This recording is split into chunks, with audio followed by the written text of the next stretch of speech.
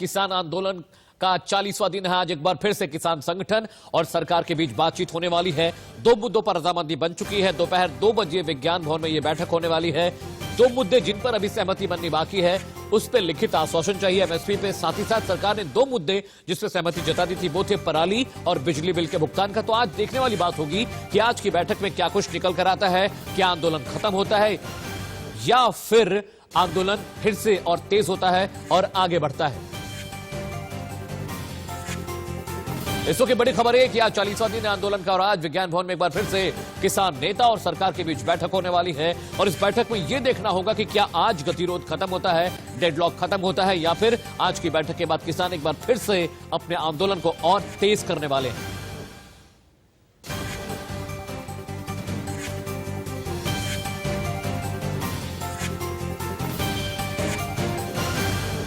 आज किसान आंदोलन का 40वां दिन है और आज की बैठक बेहद निर्णायक रहने वाली है। 2 मुद्दों पर सहमति बनी और बाकी के जो 2 मुद्दे हैं उन्हीं पे किसान अड़े हैं। उन्होंने कहा कि किसी कृषि कानून वापस होना चाहिए, रद्द होना चाहिए। सरकार ने साफ कर दिया कि कानून रद्द नहीं करेंगे, संशोधन कर सकते हैं। लेकिन किसानों ने साफ कर दिया कि अगर आज बात नहीं बनती है, आंदोलन और तेज और मुखर।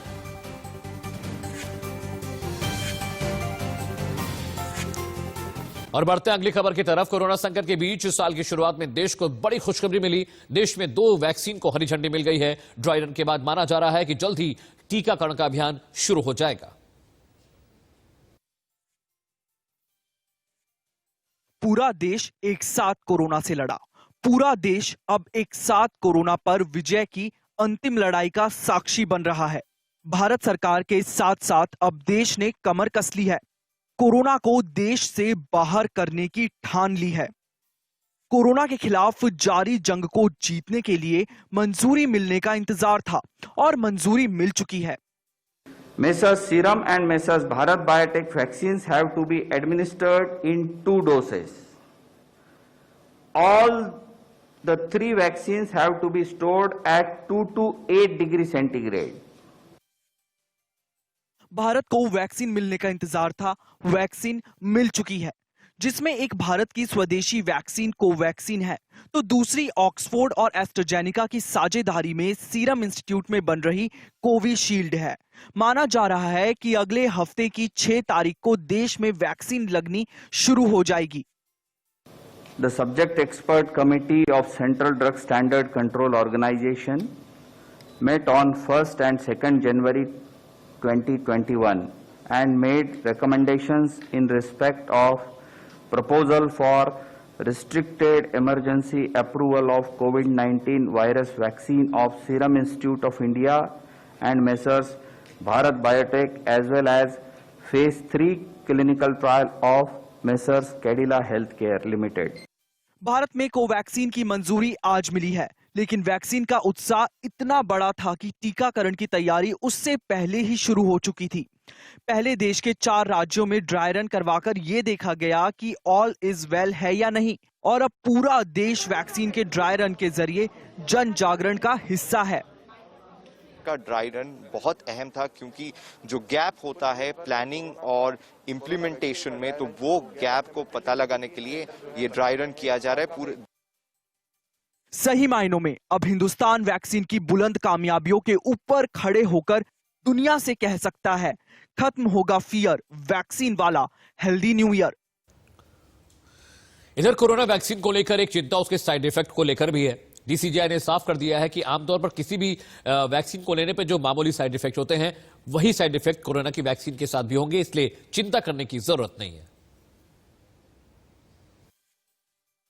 साइड इफेक्ट्स सिर्फ कोरोना वैक्सीन के ही नहीं, बल्कि अब तक जितनी भी वैक्सीन बनी है सबके दिखे हैं, चाहे ट्रायल के दौरान हो या वैक्सीनेशन के बाद। लेकिन उनसे घबराने से ज्यादा सतर्क रहने की जरूरत है। आखिर किस तरह के साइड इफेक्ट चिंता की बात है? तो पहला साइड इफेक्ट है माइल्ड साइड इफेक्ट।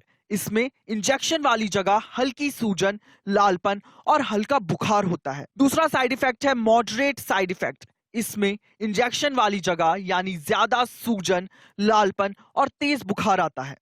माइल्ड और मॉडरेट कैटेगरी में आने वाले साइड इफेक्ट्स थोड़े देर वक्त बाद से ही शुरू हो जाते हैं, लेकिन अस्पताल में भर्ती होने की जरूरत नहीं पड़ती।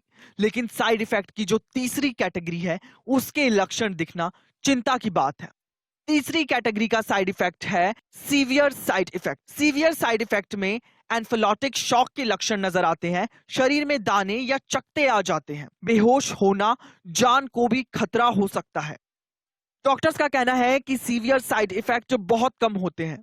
अब भले ही ऐसे मामले कम सामने आते हों, लेकिन ऐसा होगा नहीं, इसकी गारंटी नहीं ली जा सकती। इसलिए भारत में कोरोना वैक्सीन के साथ साथ उससे निपटने की भी तैयारी की जा रही है। कड़कती ठंड की पहाड़ों में हो रही बर्फबारी के चलते मैदानों में बारिश जारी है। दिल्ली में हुई झमाझम बारिश ने पूरी दिल्ली को तर कर दिया, लेकिन मौसम विभाग की माने तो आने वाले 3 से 4 दिनों में दिल्ली में भी और बारिश होगी, ठंड और बढ़ने वाली है। हिंदुस्तान का दिल कही जाने वाली देश की राजधानी दिल्ली और एनसीआर के लोग जब आज तड़के गहरी नींद में थे, तभी झमाझम बारिश ने पूरे इलाके को तरपतर कर दिया। राजधानी के आसमान में छाए घने काले बादल जमकर न सिर्फ गरजे बल्कि बरसे भी, और इतने बरसे कि पूरी दिल्ली एनसीआर को भिगो दिया। दिल्ली के साथ साथ नोएडा, गाजियाबाद और गुरुग्राम के पूरे इलाके में मौसम की मार पड़ी और जमकर बारिश हुई। सुबह तड़के 4 से 5 बजे शुरू हुई बारिश दोपहर तक होती रही। सुबह ही थोड़ी देर में 25 मिलीलीटर कर बारिश हो गई।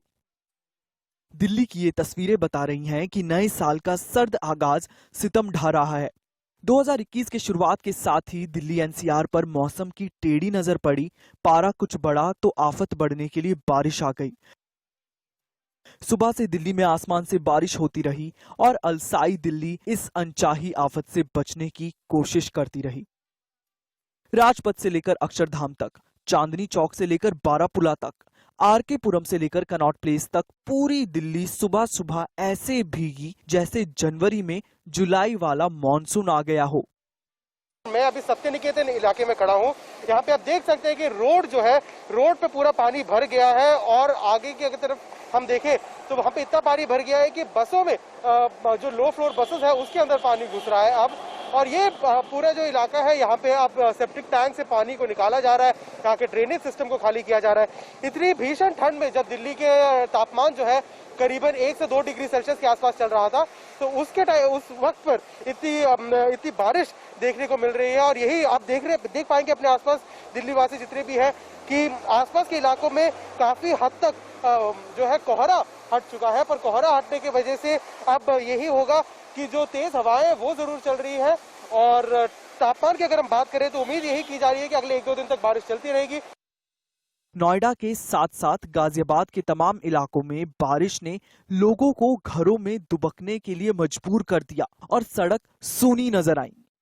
मैं दिल्ली एनसीआर गाजियाबाद में मौजूद हूं और आप देखिए अभी भी बारिश हो रही है। बारिश के साथ साथ एक अंधेरा सा छाया हुआ है, जिसकी वजह से वाहन चालकों को अपनी हेडलाइट्स का इस्तेमाल करना पड़ रहा है। कोरोना काल है और उसके बीच लगातार बढ़ती सर्दी और साथ ही साथ कोहरा जो बढ़ रहा है उसमें स्मोक भी मिला हुआ है। तो कुल मिलाकर इस सब से लोगों को काफी ज्यादा परेशानी का सामना करना पड़ रहा है। इस बीच मौसम विभाग ने चेताया कि अगले 3-4 दिन तक दिल्ली में बारिश होती रहेगी और इसकी बानगी दिख भी गई। मौसम विभाग की नई चेतावनी आई है कि दिल्ली एनसीआर में ओले गिरेंगे। मौसम विभाग के मुताबिक सोमवार को पश्चिमी विक्षोभ अपने उच्च स्तर पर होगा और बिगड़े मौसम की मार अभी 6 जनवरी तक ऐसे ही जारी रहेगी। नए साल में दिल्ली के लिए मौसम विभाग ने ऑरेंज और येलो अलर्ट जारी कर दिया है। सोमवार को ऑरेंज अलर्ट यानी खराब मौसम के लिए तैयार रहें, बाहर ना निकले। मंगलवार को येलो अलर्ट जारी किया गया है। उस दिन भी संभल कर रहना होगा। आने वाले 3 से 4 दिन में तेज हवाएं चलेंगी। शीतलहर का सिलसिला यूं ही चलता रहेगा।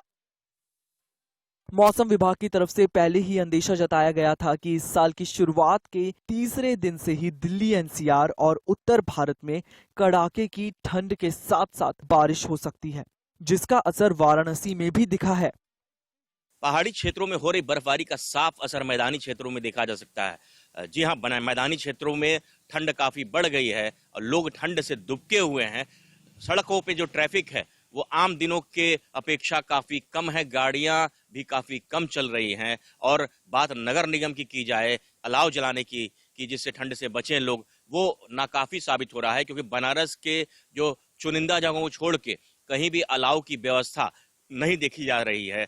हाँ, लोग अपने से जुगत कर रहे हैं ठंड से बचने के लिए और ठंड को भगाने के लिए पूरा प्रयास कर रहे हैं। लोग घर से कम निकल रहे हैं, बुजुर्ग बच्चे जो घर से काफी कम निकल रहे हैं, जो मॉर्निंग वॉक पे जो निकलते थे लोग, वो काफी कम देखे जा रहे हैं। आप साथ ही आने वाले दिनों में शीतलहर का प्रकोप फिर से दिल्ली एनसीआर को परेशान करेगा।